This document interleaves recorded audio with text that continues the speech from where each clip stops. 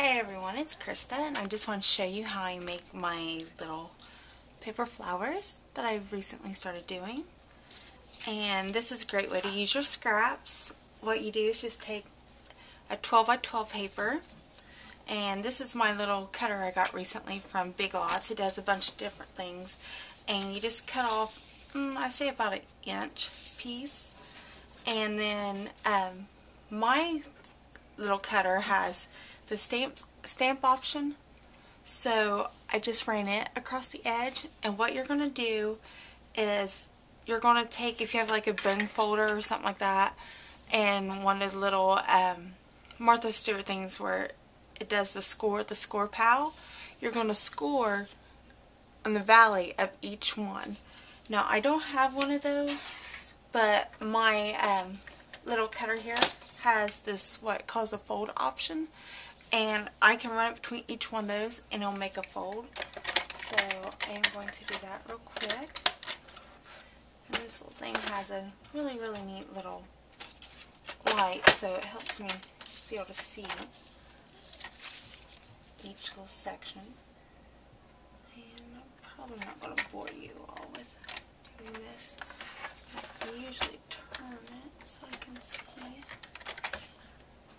Kind of leaves a mark where some of the other things had cut, so I run that back and forth a few times in that section.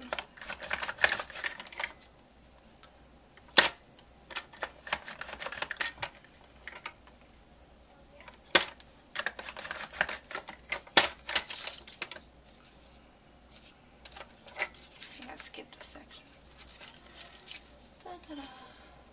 Probably should have done one of these before I got to this part.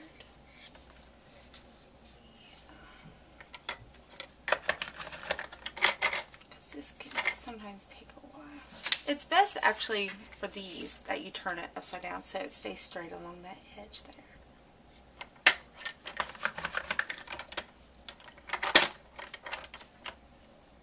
And I will be right back and we'll finish the rest.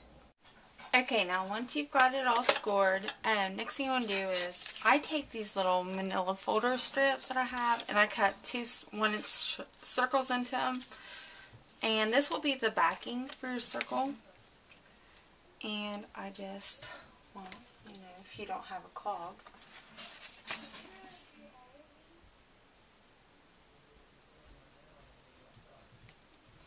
Okay.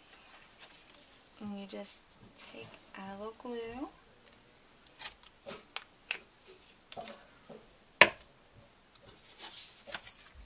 Excuse my nails, some of them are painted and some of them aren't. And I always take paper clips because I just want to really hold it, and I don't have time to hold it. So set that aside because we'll be using it here in a second. And let me find another paper clip here. Okay, there we go. And what you're going to do is with one, you want to start by folding it backwards. And you're just going to basically fold these kind of like a pleat or accordion. And it's alright if it's not perfect, because you'll just add a little bit of character to them. So you just kind of fold them up real quick. You can kind of watch and see if it's going okay. And if you need to score it some more or whatever.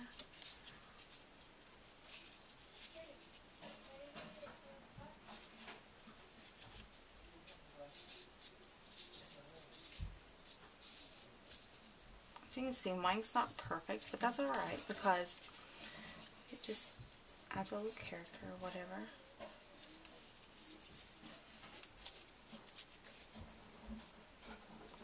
And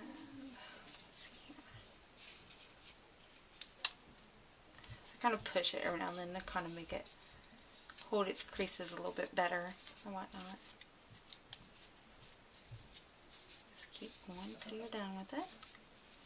It seems like it takes a long time because it's, you know, it's a 12 by 12, so it's 12 inches long, at least.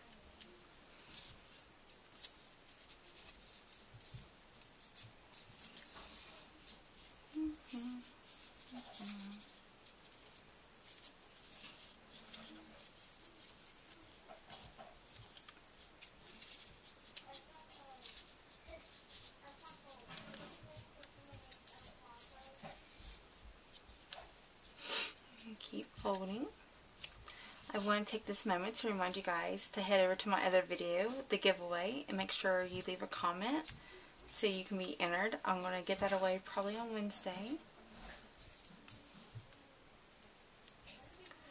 And also remember, today is Memorial Day in the U.S. and please remember to consider thanking a service member, and also remember those who gave all for us to have the freedoms we have here in the U.S. Very freedoms that sometimes terrorists want to kill us for. So anyway, and once you get that all folded, it'll look something like that. And just kind of want to give it a squeeze so it kind of holds its pleats or whatever. Sometimes I can get these to hold it like that. Yeah. Oops. I'm not going to today. Anyway, so then you're going to take your glue back out. And you're going to take one end of it and run a line of glue right there. And take another side over there. Just kind of wait till it holds that. Sometimes this glue will dry really quick, which is what I'm hoping for, but sometimes it doesn't. Again, this is one of those moments I like to take my little paper clip and let it dry for a second. And while you're doing that, I usually get out some of my buttons. These are some buttons that are kind of like vintage looking, and find some that I think would look good in it or match it. Usually depending on the size, it kind of depends which one I want or what color I need. So, alright, now that I've had them a moment to dry, go ahead and take the paper clip off that. And yeah, it's a little uneven right now, but that's alright, it's not a big deal. And then take your paper clip off this, and it should have time to dry. And then just take a circle, make a big circle here.